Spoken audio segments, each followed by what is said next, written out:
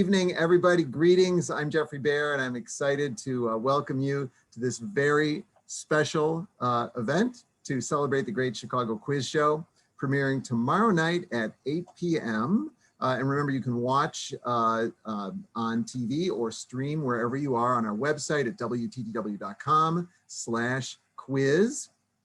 So here we go. Every week in this new series, I am going to put contestants from all over the Chicago area and viewers at home to the test about all things Chicago. And we're going to have a lot of laughs along the way. And it's what we're all about at WTTW, bringing you entertaining family content that enriches lives, engages people across our communities, and activates the explorer in all of us. So here's the plan for tonight. We've got a really fun plan. And we're a little bit at the mercy of the Zoom and the internet connectivity gods and people like me who forget to turn on their audio. But we want to take a risk and give you a truly live interactive experience.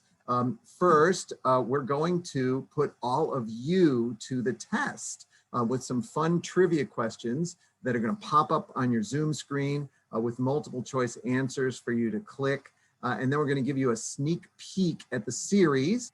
And after that, producer and co-writer Eddie Griffin and I will tell you a little bit about the making of this new show. And then we're going to welcome some special guest contestants into our Zoom. And then we're going to give you a chance to answer some more questions. We're going to get all of that in an hour. And by the way, one of those guest contestants could be you. One lucky audience member will get to take the quiz live. So here's your first instruction. If you're interested in answering a Chicago trivia question live on screen later in this event, click the chat button that's down there at the bottom of your screen now and type in your first and last name. And we're going to select a name at random.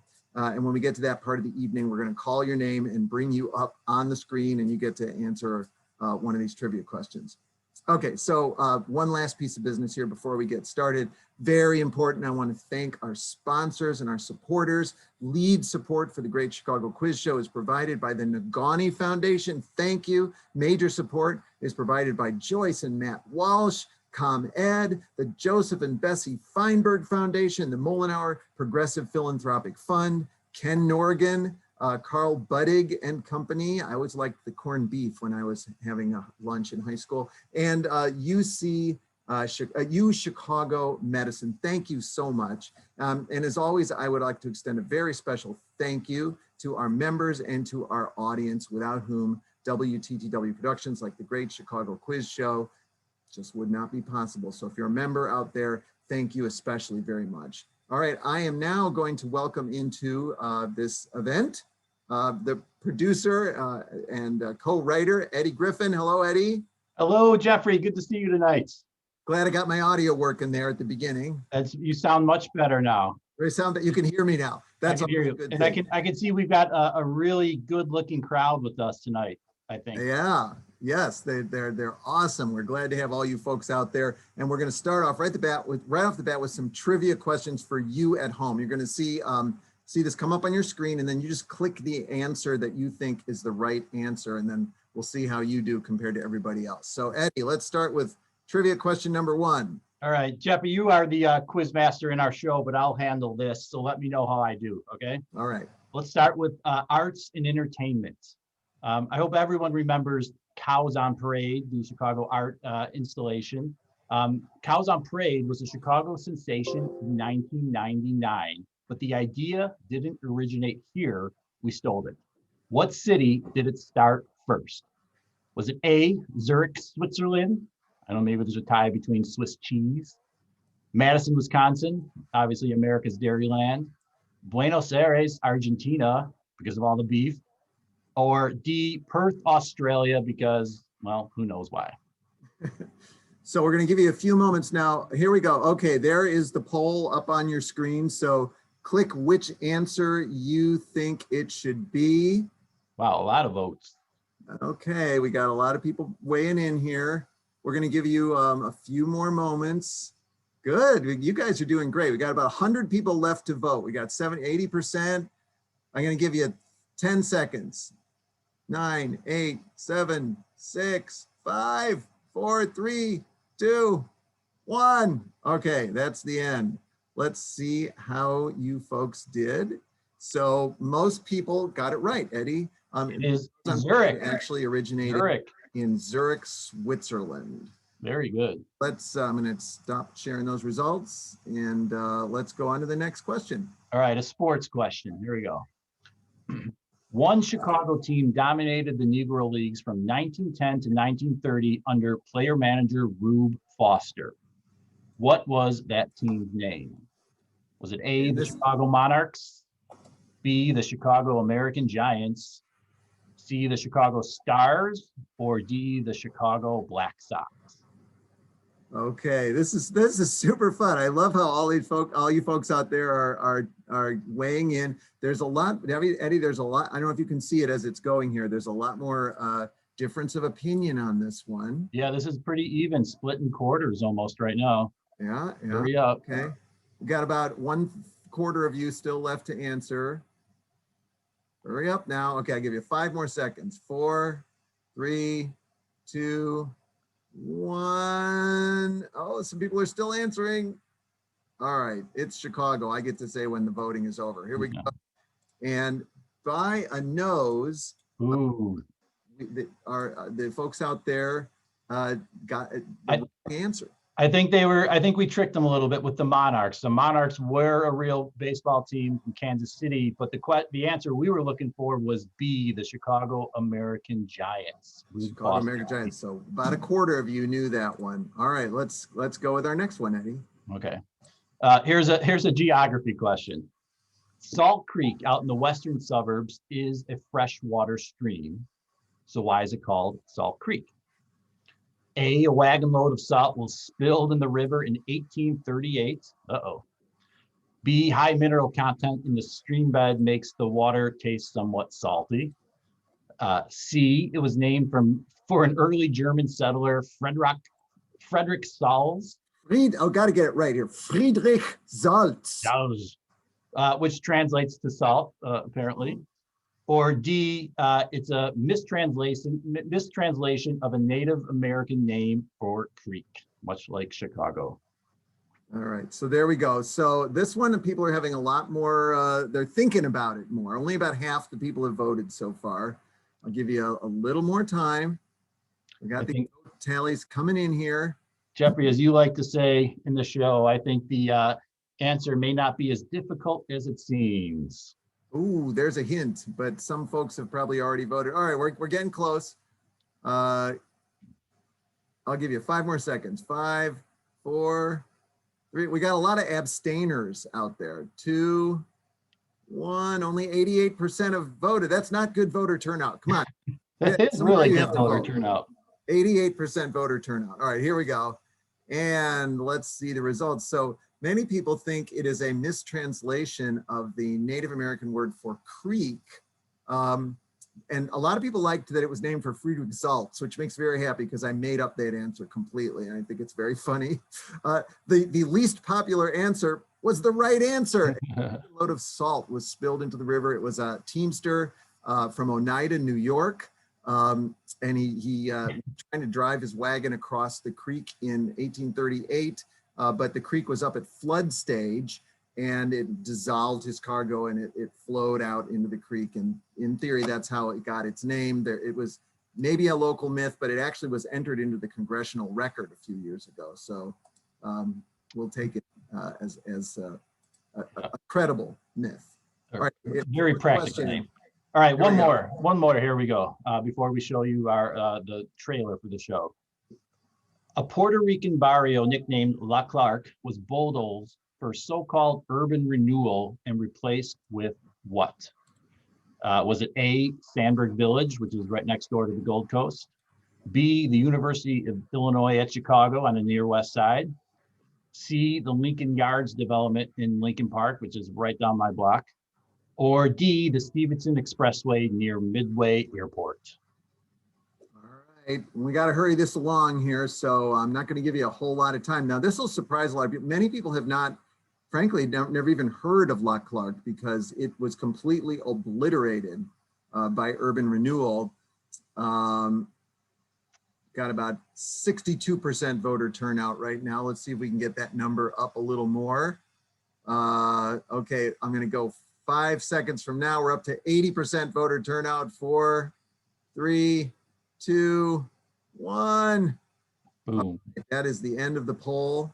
And this one, folks seemed to know. Sandburg Village, that sort of high-rise complex right on the doorstep of the Gold Coast, just south of Old Town, used to be a Puerto Rican barrio. University of Illinois, Chicago, they wiped out Little Italy and part of Greektown and now some of Maxwell Street for that. So you guys did great. We're gonna have some more quiz questions for you later on. And remember, if you want to be the lucky winner out there who actually participates in this live on screen, remember to put your name in the chat and we'll pick one lucky winner later on along with some other special guest contestants. But right now, we want to give you a little taste of the show. There's about a 5-minute clip to give you a sense of what the quiz show looks and sounds like and some behind the scenes. So let's roll that.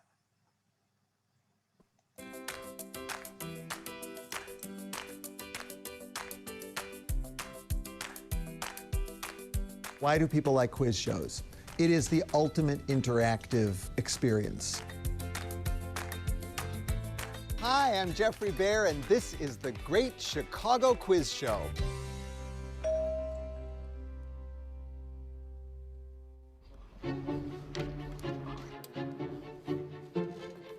See, I'm like a Secret Service agent. When you don't see the coat on and I got all the... I'm like a Secret Service guy. Then I put the coat on, you don't see any of it. Trivia is like a big thing, you know, especially in Chicago. We play in bars, we play in pubs, we play in restaurants, we certainly play on Zoom and Skype now. So it's like that challenge, it's a competition to kind of show off. But what do those 4 stars represent? A show like this, you know, if you do it right, that people at home are sitting on the edge of their couch and they're like, oh, I know the answer, come on, I know. You know, and you feel that connection with the audience. Amazing. She gave us a book. The heart of the show is real content, real questions, real Chicago history, facts, culture. But then it's just like interacting between Geoffrey and Chicagoans. It's just fun. I'm gonna ask you 3 multiple choice questions. You ready? Yes. Okay. One of the things that we learned when we did this, we did a quiz show years ago, was it's funny. There's comedy. And that was really a delight. Oh, I like this. They're consulting. This is like the old Newlywed Game. When we typically do a show, you know, there's certainly light moments. Now, I also understand, I'm sorry, I'm cracking myself up here. But this show is almost like all fun. Common? What's common about this? We started with kind of my standard issue set of super cool, fun trivia questions, and we started to look at those and think about, do they really reflect everybody in our community? Rudy Lozano's campaign manager went on to a very high-profile career. Who was he? Why are these questions so difficult? We really worked hard to develop more content, more questions that bring the whole community in. For each of the following neighborhoods, say whether or not it is one of Chicago's neighborhoods. Just say yes or no. Mount Greenwood? Yes. Yes, absolutely. Bucktown? Yes. Actually, that's no, it's part of Logan Square. Pullman? Yes. Yes, and time is up. There's a fine line of getting a question that's like just so simple that it's almost a waste of time. Ketchup. Of course. What is the alley behind the Archbishop's mansion? And then something that's like so difficult that I have no idea. So we've got to find that balance. The biography. Excellent. I'm just gonna randomly drop that knowledge at cocktail parties if we ever have them again. I think that's perfect. We've got a mix of contestants. Hello. You know, they're kind of extroverts. They're excited about Chicago history. Hi, my name is Pat McGann. I am a stand-up comic. I live in the West Beverly neighborhood. Wardo Julius Clark, actor, director, producer, activist. Hi everyone, I'm Allison Vanek. I'm from Logan Square. Hello everyone, my name is Gilberto Sandoval. I'm speaking to you from the east side of Chicago. Hi, my name is Jackie Serrato. I am from Little Village. Hey, it's Nicholas Tremulous here in Edison Park. I'm a musician. We've got a small handful of celebrities.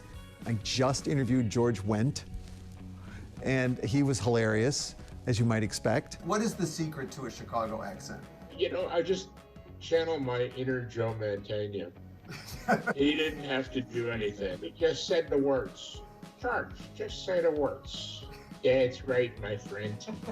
That's right. It's been just wonderful talking to all these contestants. And thanks to the talent and the work of the crew, you know, and the producers, like there's a lot behind the scenes of getting everybody ready. There's so much of the work here is preparation. And then really when we're recording, like my work is almost done at that point. It's just keeping track of everything and monitoring and making sure everything goes as planned. The challenge is it's COVID-19, it's a pandemic. So I'm not actually in the same room with the contestants. And I was a little worried about that. And you're correct. Like, how, would I be able to get the rapport going with them? Earth, Wind, and Fire is from Absolutely, the White Brothers. Okay, so that one we can rule out. They worked very hard on this back in the engineering area to get the face of the contestant in the teleprompter that's on the front of the lens, so we're making eye contact. It's active, and there's that moment-to-moment connection. I think that's what it makes me excited about doing a quiz show. Chris Hashimoto, thank you so much for joining us. Good to talk to you. Take care. We're pretty lucky to have, you know, really dedicated Chicagoans who love their history and love the city.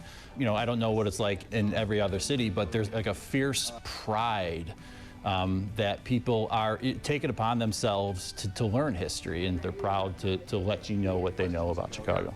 You really know your Chicago history. How did you know that?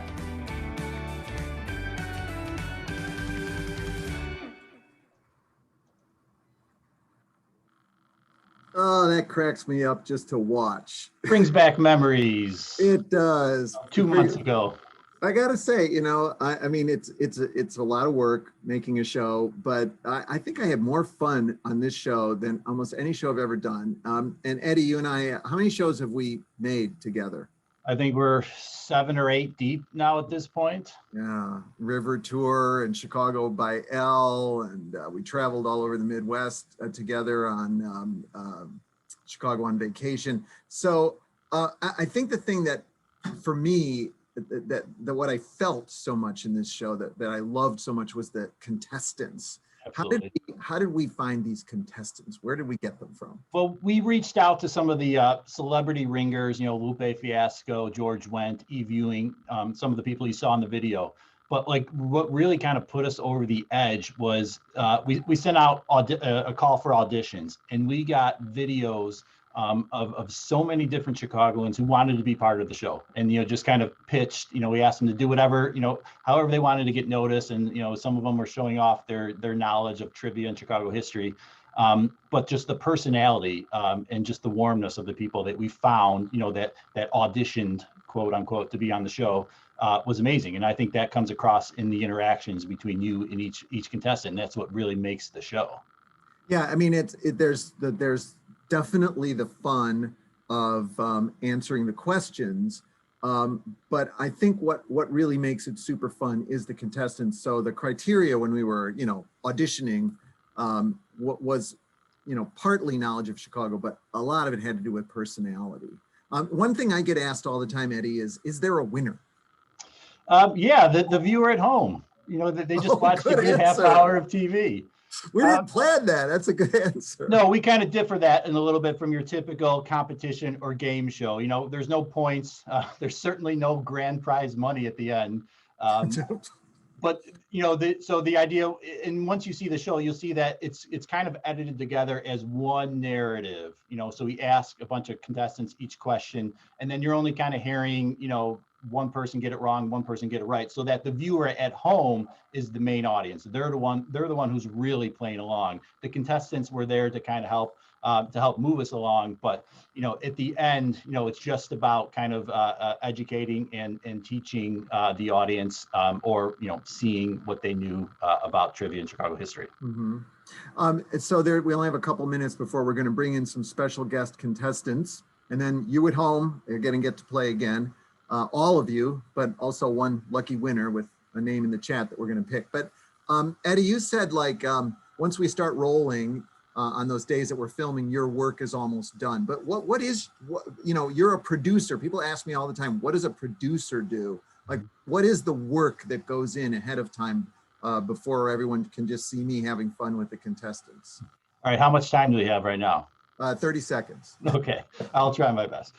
No, so we outline and we craft the show. You know, we find the contestants. There's a group of us, including Dan Andrews, who's not here tonight, but help write questions. And that obviously was a huge thing for a trivia show, is to write questions. We wrote, we wrote over 100 questions. There's about 36 in the show. But it's everything is crafting, and we're refining. Well, but then there's that technical part where you're, having to, then what do you do in terms of getting the contestants, together, organized, getting the day organized, getting on the screen, all that kind of stuff. Yeah, it's a lot of playing traffic cop, and we taped for 8 days, I think, and we got there's 49 contestants in the show, so we spent about a half an hour with each contestant, asked them their questions, and then it all gets edited into one show. And we've spent the last 2 months editing our 4 episodes. So we've got, we take 12 contestants, put them into one episode, and then the next episode, starts over from scratch. So to sum it all up, it's been, it's a great process, but a lot of editing, a lot of taping, and then a lot of editing down to get us into, a nice tight 29 minutes of each episode. Yeah, and people will also see that about every third question is answered with this really fun, we call them animated explainers that Reed Marvine in our art department has been doing, and they are really charming and fun in terms of answering the questions. And then, by the way, you mentioned that there were a lot of other questions that didn't end up in the show, because obviously with TV time, you only have a certain amount of time. But there is a phenomenal website that goes along with this show, WTTW.com/quiz, which will be live once the series debuts tomorrow. And there is an interactive quiz on the website with many more of those questions. And you get to do just what you're doing tonight. You get to click and answer them. But when you click those questions, actually it's similar to tonight, you get to see how you did compared to everyone else. And you can even put your results on social media to get your bragging rights. Yeah, if you're sitting there tonight and you wish that you could have participated, you can go to the website and that's where you can see exactly how well you would have done, and you can put your money where your mouth is. Yeah, exactly. Well, listen, we should move on because we have some special guests who are going to join us.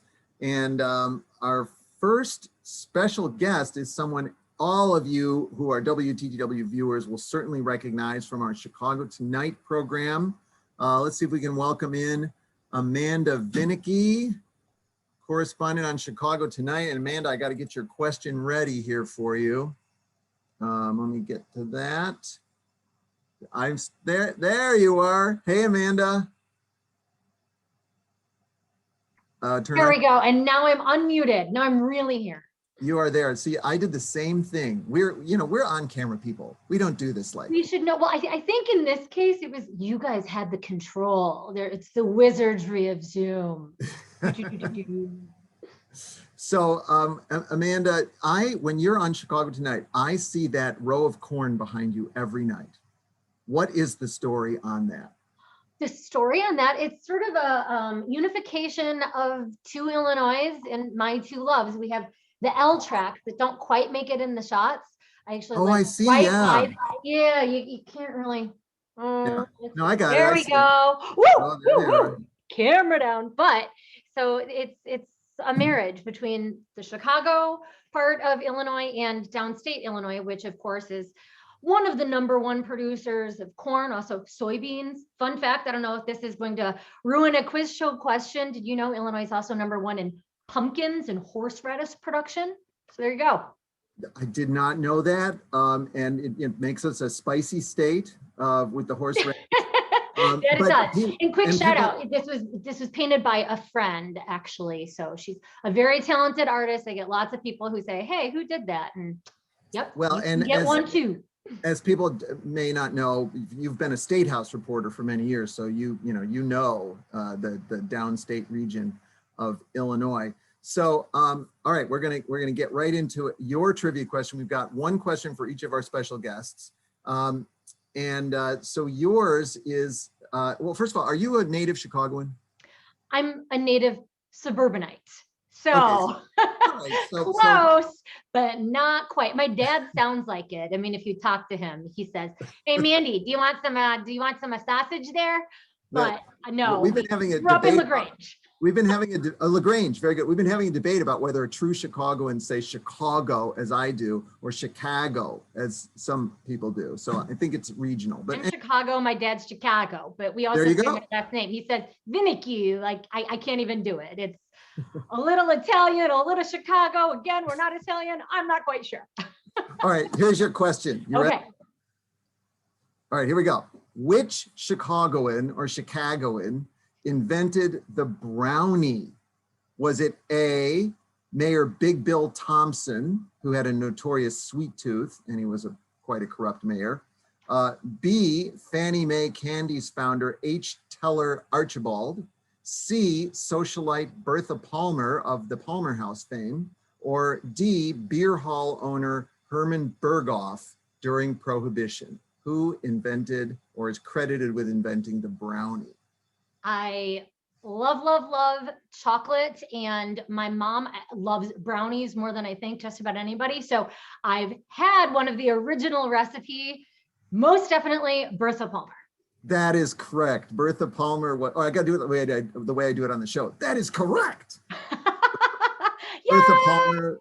We have sound effects on the show. We don't have any here. She, wife, of course, of the merchant prince Potter Palmer, and she was the head of the women's organization at the World's Fair of 1893, and she wanted a snack that fairgoers could carry around the fair with them without it getting melted or gross, and so she had the chef at the Palmer House, the brownie. All right, that is the correct answer. We have to keep moving on. Amanda, you probably have a deadline you're on anyway tonight for Chicago Tonight. Better believe it. No time for a brownie in between. Good luck with the rest of the show. Amanda, thank you so much. Thank you. Good luck, everyone. All righty.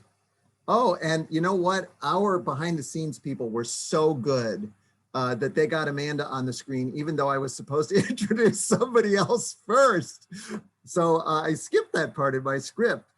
So we're going to bring them on next. Chuck, you're a genius there behind the screen. Fabulous job. This is Maggie and Ernest. Wilkins, there they go. Can we get them? There they are. Hello, Hi, Geoffrey. You were like two of our most high energy contestants. So Maggie and Ernest actually appear in the show, which you will see debuting tomorrow night. And by the way, we keep saying the show, it's actually a series. It's going to be every Friday night starting tomorrow for the next 4 Friday nights. So, and Maggie, it's a little insider information here. You actually used to work at WTTW, right? I did for years, but I have never been on camera. So this is our first debut. Mm-hmm. I can't wait to see the show. And it's your debut as a married couple on camera, right? It is. We are. It'll be 2 years. 2 years. 2 years is April. Month. Yeah. So yeah. Well, I don't want to give away anything that you told me in the show, because we'll let people watch the show. But Ernest, you're like a branding kind of guy, right?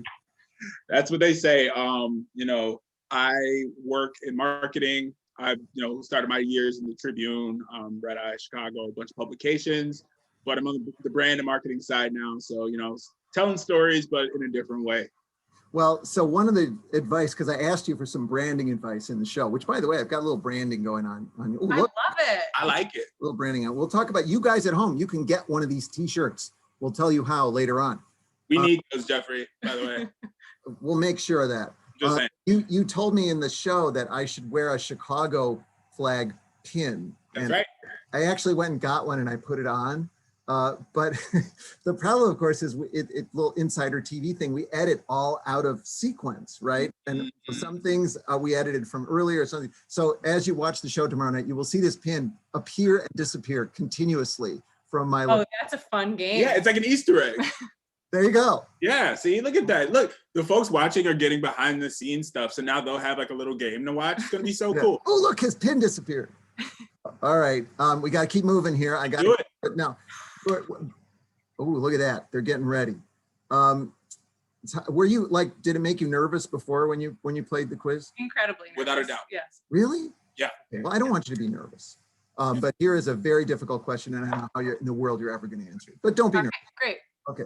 On the same day as the Chicago fire of 1871, actually there was a much more deadly fire somewhere else. Not a funny question. Where was this fire? A meat packing plant in Atlanta. B, a small logging town in Wisconsin. C, a street market in Calcutta, India. Or D, a coal mine in Siberia. October 8th, 1871. Oh, they're conferring. Atlanta? Yeah, you know, my mom lives in Atlanta. I love my mom, so we're gonna go with A for Atlanta. Well, you love your mom, so you wouldn't want Atlanta to be consumed by fire. So he wasn't there when it happened, right? Well, So, that's true. yeah, That's true. Are you going to stick with that, or would you like to maybe try? Maybe we'll switch to C. Calcutta, India. Calcutta, India.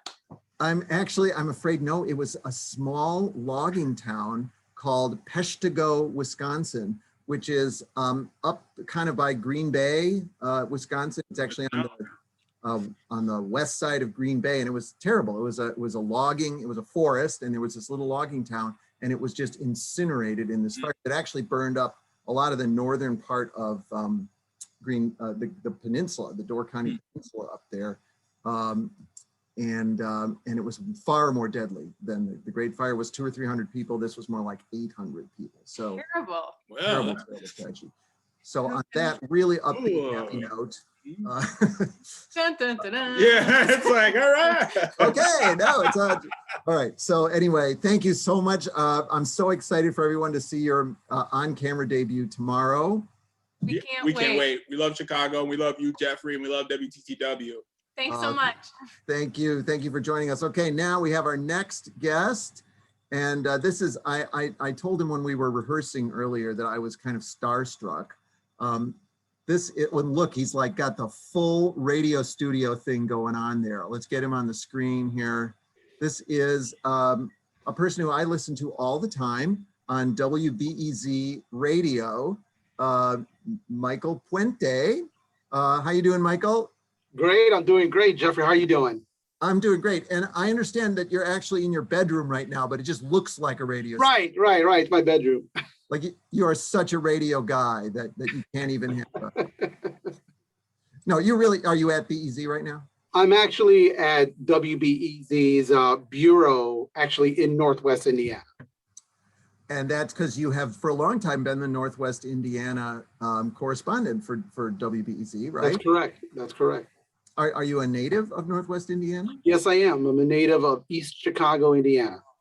Which is not to be, does that create confusion like when you go out of town? All the time. They go, what part of Chicago are you from? I'm from East Chicago, because I'm not lying. It is East Chicago. Then I'll say Indiana. I'm like, and people are like, how is that even possible? Then I'm like, and because a lot of Chicagoans don't even realize there's an east side of Chicago. So a lot of confusion. Yeah, there is a part of Chicago called East Side, because if you the east side, and people think it's the lake. It's not the lake. It's an actual area, right? It's kind of under the lake, but it's not below the lake. It's like south of the lake, but it's still Chicago, right? Still Chicago. A lot of similarities between East Chicago, Indiana, and the east side with industry and the people, the Calumet region. So yeah, it's kind of like all one big area. And your family has a history working in industry down there in the mills? That's right. My dad, Jesus Puente, worked in inland steel for 42 years. So he was a great steel worker. He actually cut the steel. He could cut it very, very thin. That sounds like an amazing job. And I think, you're gonna have to correct me if I'm wrong here. Was your family part of Our Lady of Guadalupe or not? My family is part of Our Lady of Guadalupe in East Chicago, Indiana. Not the one on the east side, which is very famous, but the one in East Chicago is actually still one of the oldest Latino Mexican-American congregations in the Midwest. There you go. Yeah, Our Lady of Guadalupe in Chicago is said to be the oldest Mexican-American congregation in the city. That's right. It's a beautiful, beautiful congregation. All right, so I picked an Indiana question for you. You didn't have to do that. Yeah, well, we'll see how you do with this. This is one of my favorite Indiana questions. You ready? I'm ready. All right. What is the official state beverage of Indiana? Is it A, beer, B, Coca-Cola, because Indianapolis once had the largest Coca-Cola bottling plant in the world, C, milk, or D, water? No, it's got to be milk. Got to be milk? Well, there's a lot of cows in Indiana. I didn't say it was a Wisconsin question. I said it was an Indiana question. Beer, Coca-Cola, or water? Nah. Oh, well, is milk still one of the options? No, I'm No, giving it to you. Let's go with what the heck? We drink a lot in Indiana. Let's go with beer. Well, you'd want it to be, but true fact, the state beverage of Indiana is water. Indiana Senate Resolution number 20 in 2007 recognized water as Indiana's official beverage. That's amazing. I mean, I guess because we are by Lake Michigan, so maybe that's it. But most of Indiana doesn't get Lake Michigan water, so go figure. Crazy. Well, Michael, we won't count that against your Indiana knowledge. It's a pretty obscure fact. But I also want to just say before we let you go, you're going to be on WTTW, I believe, on Saturday. That's right, tomorrow. I'm going to be hosting Latino Voices on WTTW. And so tune in. We're going to have a great show. We're going to be talking about the future of Puerto Rico. And is industry still a viable option for Chicago's southeast side? So hopefully you can join us. Oh, good. All right. On Saturday. Yes, Latino Voices, Saturday, 6 p.m. on WTTW with WBEZ's Michael Puente as guest host. We're so excited about that, Michael. And thank you so much. Thanks for being on our Zoom here. Thank you so much. All right. We now have our randomly selected audience member who's going to join us for one final question. Let me see if I've got their name here. I don't see the name, but hey, there we go. Hi. You're a contestant. This is amazing. Hello, Geoffrey. So I see on the screen, so your name is Terrence Lamont, is that right? Terrence Lamont Jr., that's right. Terrence, how you doing? All of your architecture tours. My partner and I've forced my partner to sit through all of your tours. Not forced because she disliked it. She enjoyed all of them as well. It was like my third time watching them. This is fun. This is great. I am so glad. That is just wonderful. So where do you guys live? We are actually currently in the Loop. Very good. Yeah, we have a nice setup in the Loop across from the first skyscraper, right at the origin point. And Okay. fun things. That is super cool. Yeah, the Loop has become a place for people to live in the last 20 years. There was like zero population of the Loop. That's awesome. But I have to be honest and true. I'm a true Chicagoan. I'm born and raised on the west side of Chicago in Austin. So I also want to throw out all my Austin love out there too. That's fantastic. Yes. And actually, you know, my mom grew up in Austin and went to Austin High School. Oh, that's amazing. Yeah, in the she's watching right now, so I'm going to get this wrong. I think she was in Austin High School in the 1940s, I think it would have been. So that's fantastic. Well, all right. I've got, Terrence, it's just great to see. This is amazing. I've been watching the entire program. This has been just so fun. Well, that's super cool. All right, I've got a question for you. Are you ready? Let's go. All right, here we go. Let's put the knowledge. Have you on the show next time. You're great. Here we go.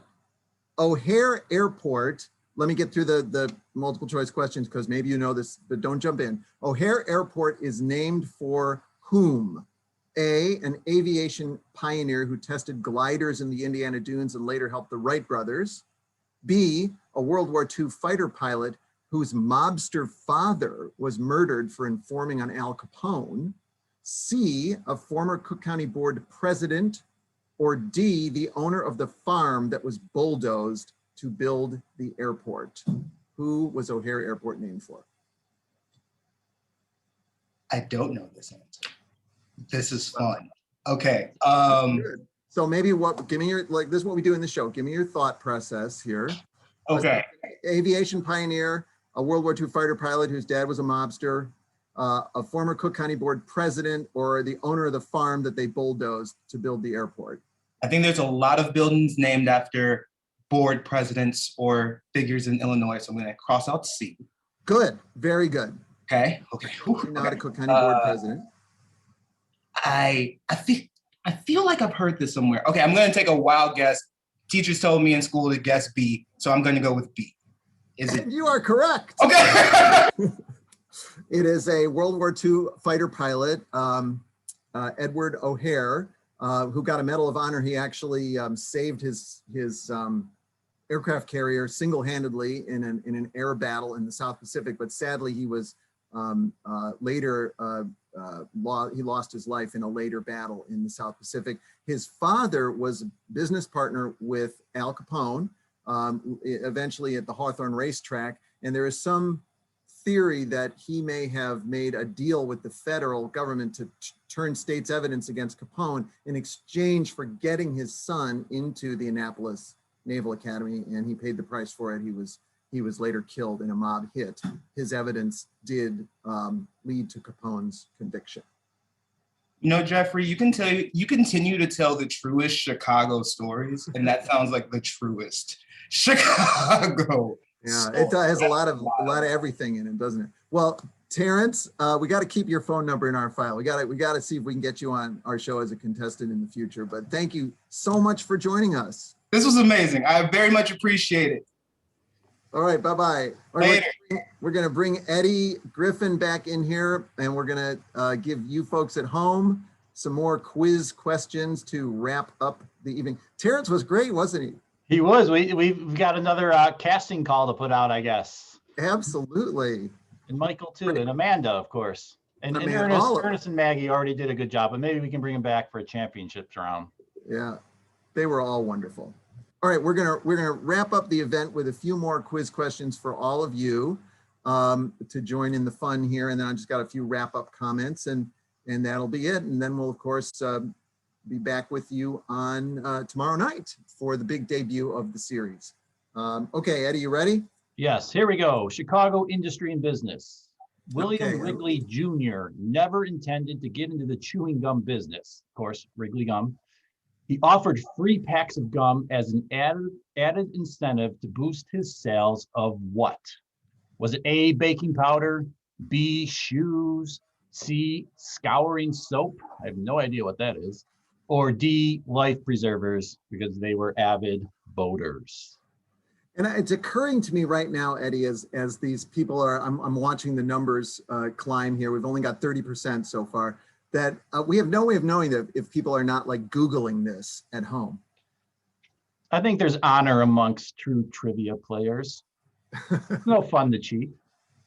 Yeah, well, right now we've got a very close battle going between two of these answers. And we've got about 75% voter turnout here.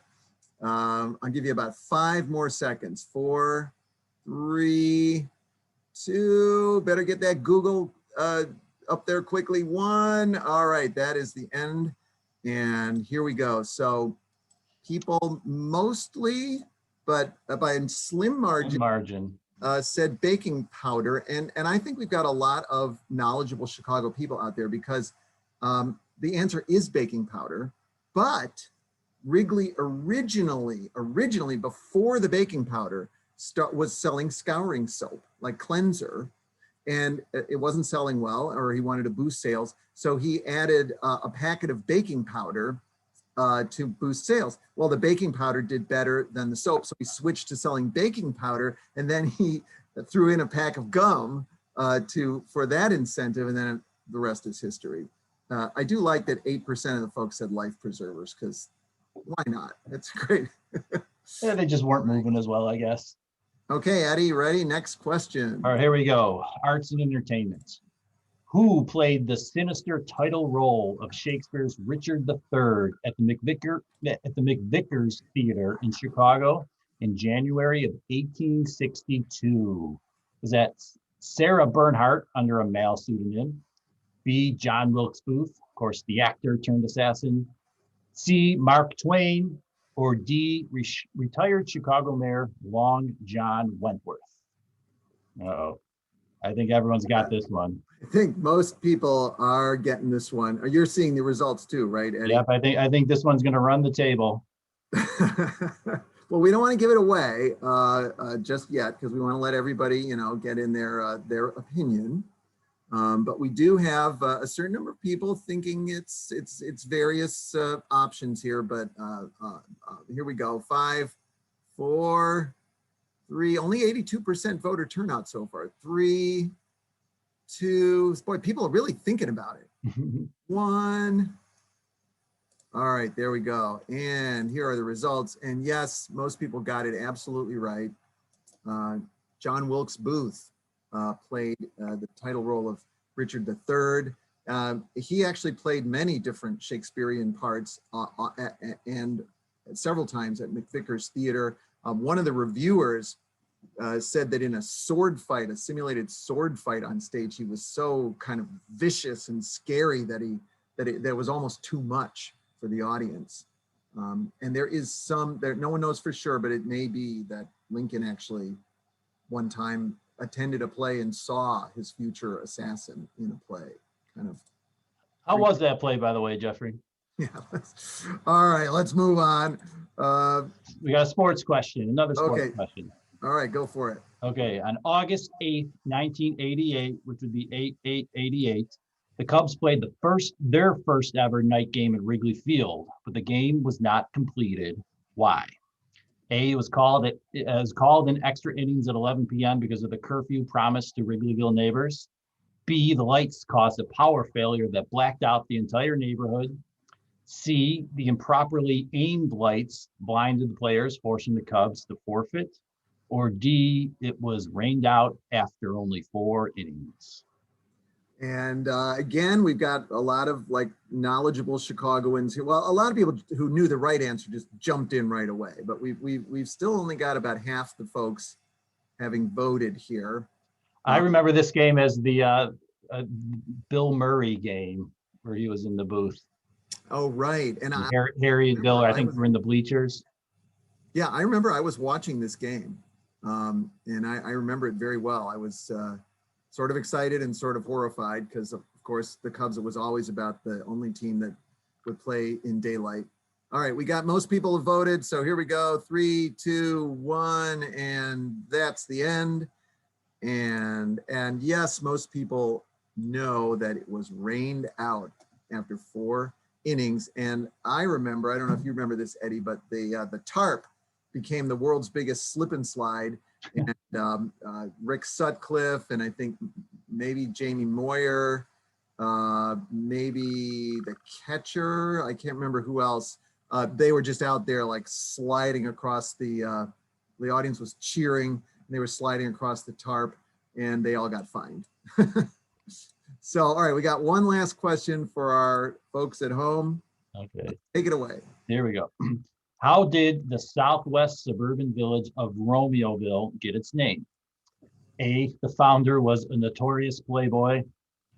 B, because there was a nearby city called Juliet. C, the founder had a passion for Shakespeare. Or D, the founder's name was Salvatore Romeo and later turned into Romeoville. So this one people are not so sure about because they're taking their time answering the question. I just want to say while you are all answering the question out there, it's just been so much fun. The whole experience has been so much fun, but it was really terrific to be able to welcome in viewers and literally play with you at home. and in the show too. I mean, it's been an amazing run to see you interact with everyone. And you know, we always say our shows are fun, but this one really is. You know, fun is at the heart of what we try to do, and I hope that comes across. I think it does, but I hope everyone can see that when they tune in starting tomorrow night. All right, here we go. 3, 2. Oh, this is a bit 89% voter turnout for the 90. We got it. All right, here we go. It's close. And it's a close call. Some people thought it was named for Salvatore Romeo, but actually the real answer is that there was a nearby city called Juliet. Joliet was originally called Juliet. It was not originally named for the explorer. And so, you know, who says bureaucrats don't have a sense of humor? They named a nearby town Romeo. And then when Juliet renamed itself Joliet, Romeo renamed itself Romeoville. So Eddie, I want to just thank you for producing another great show and for all the hard work that you've been putting into this. You've been in your office editing like crazy. Of course, we've got a whole team behind you and me, and we can't begin to name everybody, but it's just been an awesome experience. So thank you, Eddie. Well, thank you, Geoffrey. You carry the show here. This is you interacting with the guests. So it's been a fun ride, and we hope to just continue it with the show tomorrow night, and of course our website. And I'll look forward to reading I can see a lot of comments in the chat that I can't read right now. I'll check them out afterwards. So before we go, I just want to thank again our sponsors and any of you who are members and all the rest of our members. And remember to tune in tomorrow night and actually every Friday night at 8 p.m. to watch the Great Chicago Quiz Show. And be sure to explore that companion website at WTTW.com/quiz, which features that interactive quiz that you can play at home and share on social media. And 2 more quick things. I told you about this t-shirt, right? It's weird the way my coat disappears, but you can actually get your own. You can get your own t-shirt if you visit WTTW.com/shop. And that, of course, helps support WTTW. We'll also be offering this on the air after the show each week. And in June, we're going to really be offering something cool, a set of Great Chicago quiz cards, so you can do family game nights at home. So thanks again for joining us, everyone, and have a great night.